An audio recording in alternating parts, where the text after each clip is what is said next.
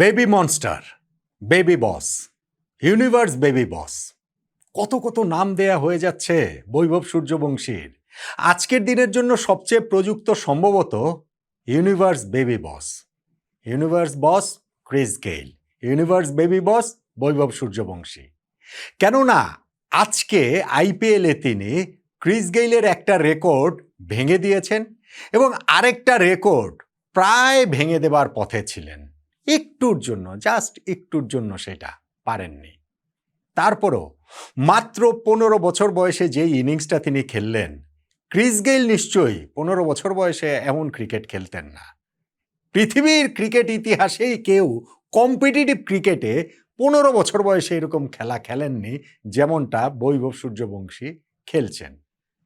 আইপিএলের এলিমিনেটর ম্যাচে রাজস্থান রয়্যালসের হয়ে 29 বলে 97 রানের একটা ভয়াল সুন্দর ইনিংস তিনি খেলেছেন এবং সেই ইনিংসেই একেবারে গুড়িয়ে গেছে সানরাইজার্স হায়দ্রাবাদের আশা। এলিমিনেটর ম্যাচ যেই দল হারবে সেই দলেরই আইপিএল থেকে বিদায় ঘন্টা বেজে যাবে এবং সেই ম্যাচটাতে রাজস্থান রয়্যালস 47 রানে হারিয়ে দিল এই সানরাইজার্স হায়দ্রাবাদকে। আর সেই জয়ের পেছনে সবচেয়ে বড় ভূমিকা যে সূর্যবংশীর ওই বিস্ফোরক বিধ্বংসী অত্যাশ্চর্য ইনিংসটার, সেটা তো বোধ করি না বললেও চলছে। সূর্যবংশীকে নিয়ে আলাদা একটা ভিডিও করেছি, সেইখানটাতে তার ইনিংস নিয়ে বা তার রেকর্ড টেকর্ড নিয়ে আলোচনা আছে বিস্তারিত। এই ভিডিওটা হচ্ছে গিয়ে টার্নিং পয়েন্ট নিয়ে। ম্যাচটা যে হলো সেই ম্যাচটাতে আসলে টার্নিং পয়েন্ট কোনটা? দেখেন, আইপিএল প্লে অফ শুরু হওয়ার আগে আমি আরেকটা ফেভারিট র্যাঙ্কিং করেছিলাম। সেইখানে 4 দলের মধ্যে 4 নম্বরে রেখেছিলাম সানরাইজার্স হায়দ্রাবাদকে এবং স্পেসিফিকলি বলেছিলাম যে এলিমিনেটর ম্যাচটা তো হায়দ্রাবাদের সঙ্গে রাজস্থান রয়্যালসের, সেইখানে দুই দলের শক্তির বিচারে, ফর্মের বিচারে সানরাইজার্স হায়দ্রাবাদ একটুখানি এগিয়ে আছে হয়তোবা, তবে আমি তাদের আগে রাজস্থানকে রাখছি শুধুমাত্র বৈভব সূর্যবংশীর জন্য বলেছিলাম এবং এক্স্যাক্টলি সেই ঘটনাটাই ঘটেছে। এক্স্যাক্টলি সেই সূর্যের উত্তাপে পুরো একেবারে ছাই হয়ে গেছে সানরাইজার্সের সকল আশা। আইপিএল থেকে তাদের বিদায় ঘন্টা বেজে গিয়েছে। এলিমিনেটর ম্যাচ জিতে টুর্নামেন্টে টিকে রইল সূর্যবংশী রাজস্থান। এখন তারা সেকেন্ড কোয়ালিফায়ারে খেলবে। প্রথম কোয়ালিফায়ারে পরাজিত দল গুজরাট টাইটান্সের বিপক্ষে। গুজরাট এবং রাজস্থানের ম্যাচের বিজয়ী ফাইনাল খেলবে রয়্যাল চ্যালেঞ্জার্স বেঙ্গালুরুর বিপক্ষে। যাক, সেগুলো তো পরের ব্যাপার। আজকে যে ম্যাচটা হলো সেই ম্যাচটার টার্নিং পয়েন্ট নিয়ে আলোচনাটা করছিলাম। দেখেন, প্লে অফের প্রথম ম্যাচটার সঙ্গে কিন্তু দ্বিতীয় ম্যাচটার অনেক মিল রয়েছে। সেই ফার্স্ট ম্যাচটাতেও গুজরাট টাইটান্স নিজেরা আগে টসে জিতে ব্যাটিংয়ে আমন্ত্রণ জানিয়েছিল রয়্যাল চ্যালেঞ্জার্স বেঙ্গালুরুকে। তারা 250-এর উপরে রান তুলে ফেলেছে, 254 রান তুলে ফেলেছে। যেই রান তারা করাটা তাদের এই গুজরাটের পক্ষে আর সম্ভব হয়নি। এই এলিমিনেটর ম্যাচটাতেও টসে কিন্তু জিতেছিল সানরাইজার্স হায়দ্রাবাদ এবং তারাও প্রতিপক্ষকে ব্যাটিংয়ে আমন্ত্রণ জানায় এবং সেইখানটাতেও 250-র কাছাকাছি 243 রান রাজস্থান রয়্যালস করেছে। যেই রানটা আসলে তারা অন্ততপক্ষে 25-30টা রান কম করেছে। অবশ্যই 270+ এই ম্যাচে হওয়া উচিত ছিল রাজস্থান রয়্যালসের সূর্যবংশীর অমন ইনিংসের পর। হয় নাই, কিন্তু যেই রান হয়েছে 243, সেইটাই তাদের জয়ের জন্য যথেষ্ট হয়েছে। এবং ওই প্রথম ম্যাচটা প্লে অফের ফার্স্ট কোয়ালিফায়ারের সঙ্গে আরও মিলটা দেখেন যে বিশাল রান তারা করার ক্ষেত্রে পাওয়ার প্লের মধ্যেই হুড়মুড়িয়ে ভেঙে গেছে ব্যাটিং এবং তারপর ওইখান থেকে আর জয়ের সম্ভাবনা তাদের কখনোই ছিল না। আগের দিন যেমন ওই গুজরাট টাইটান্সের 51 রানে 5 উইকেট পড়ে গিয়েছিল, 255 রান তারা করতে নেমে, এবং আজকের এই ম্যাচটাতেও এলিমিনেটরে 244 রান তারা করতে নেমে সানরাইজার্স হায়দ্রাবাদের পাওয়ার প্লেতে 57 রানে 4 উইকেট পড়ে যায়।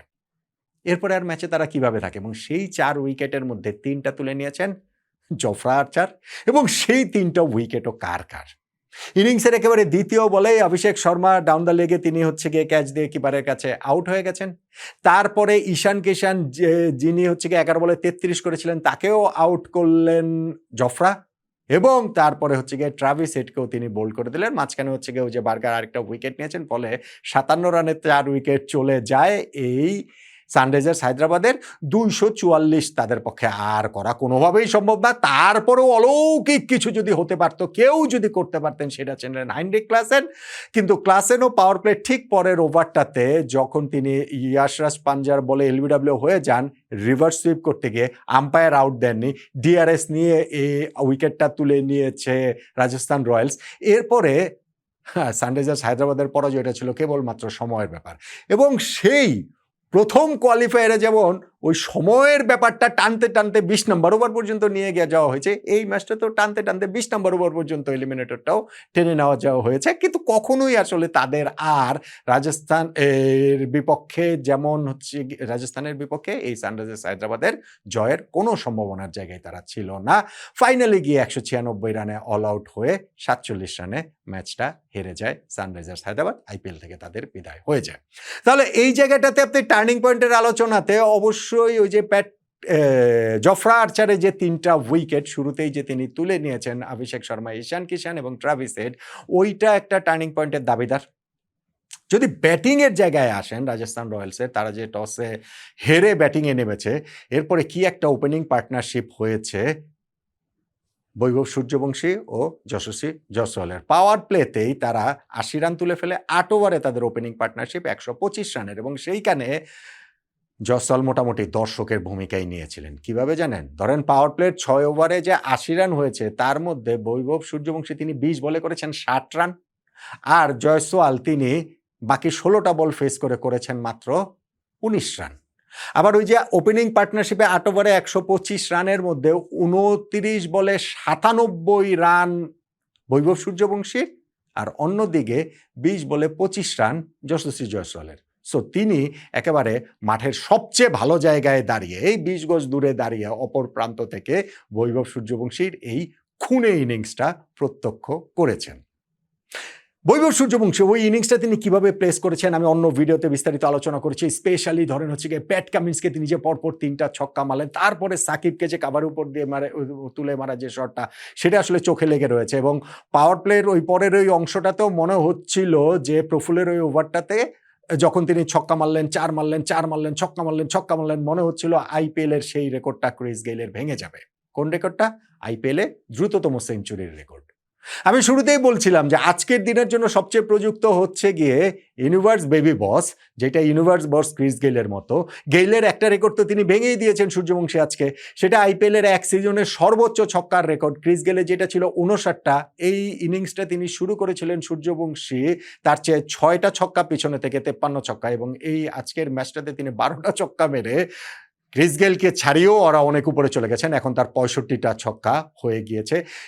আইপিএলে যে দ্রুততম সেঞ্চুরি ক্রিস গেইলের 30 বলে, সেইটার তো খুব কাছাকাছি সূর্যবংশী চলে গিয়েছিলেন। যখন ওই যে 8 ওভারটাতে এইরকম 6-4-4-6-6 মারলেন, তখন তার 28 বলে 97 রান। ওই বলটাতেই 29 নম্বর বলটাতেই যদি তিনি 3 রান নিতে পারেন, 4 মারতে পারেন, 6 মারতে পারেন, তাহলেই তো রেকর্ডটা নিজের হয়ে যাবে। এবং খুব কাছাকাছি তিনি ছিলেন। কিন্তু ওই যে অফ স্ট্যাম্পের বাইরের বলটা আপার কাট তিনি করেছিলেন, সেটা থার্ড ম্যান ফিল্ডারের হাতে যখন ক্যাচ হয়ে আউট হয়ে গেলেন বেচারার, দেখে তার খারাপই লেগেছে। কি কষ্টই না তার হচ্ছিল। 15 বছরের একটা বাচ্চা ছেলে এইরকম একটা উপলক্ষের সামনে দাঁড়িয়েছিলেন, কিন্তু তিনি ওই সেঞ্চুরিটা করতে পারলেন না। নিশ্চয়ই তারও ভীষণ ভীষণ ভীষণ রকমের মন খারাপ হয়েছে। আমি আবার বলছি, সূর্যবংশী নিয়ে এখানে বেশি কিছু চলল না, কেন অন্য একটা ভিডিওতে বিস্তারিত আলোচনাটা করেছি। এখন যখন 8 ওভারে 125 রানের ওপেনিং পার্টনারশিপ হয়, তখন বাকি রয়েছে বাকি 12 ওভার। বাকি 12 ওভারেও আর 125 রান হবে না, তাহলেও তো 250 রান হতো রে ভাই।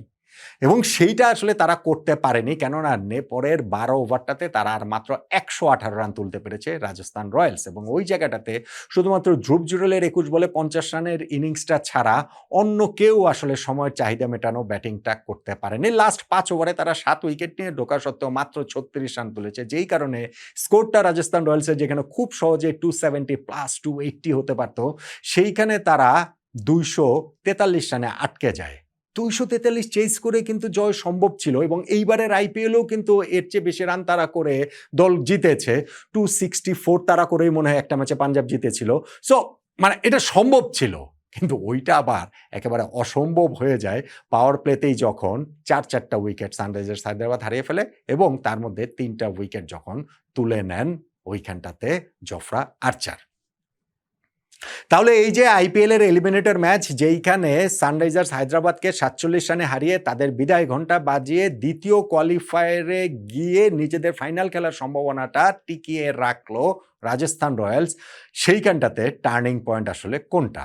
আমি বারবার জফরা আর্চারের বোলিংয়ের কথা বলছি, কিন্তু ভাই সূর্যবংশীর ওই ইনিংস ছাড়া অন্য কোনো কিছুকে টার্নিং পয়েন্ট বলার কোনো উপায় নাই। যে ইনিংসটা আমরা দেখেছি ১৫ বছরের একটা বাচ্চার কাছ থেকে, বালক, কিশোর, মানে কি বলবো, যে তার কাছ থেকে এরকম একটা ইনিংস দেখা। আপনি বলতে পারেন এইবারের আইপিএলও তো তিনি সেঞ্চুরি করেছেন, এইবারের আইপিএলও তার একটা 93 আছে। এইবারের আইপিএলে কিন্তু এই ম্যাচ মিলিয়ে তিনি ৬৮০ রান করে ফেললেন। এটা হচ্ছে গিয়ে অরেঞ্জ ক্যাপটা সর্বোচ্চ রান সংখ্যা আবার নিজের কাছে নিয়ে নিলেন। আরও অনেক রেকর্ড করেছেন, সেটা অন্য ভিডিওতে আমি বলেছি। সো সেই সূর্যবংশীর ইনিংসের বাইরে অন্য কোনো কিছুকে আসলে এই ম্যাচের টার্নিং পয়েন্ট বলার কোনো উপায় আসলে নেই। আপনিও নিশ্চয়ই বলবেন না, নয় কি?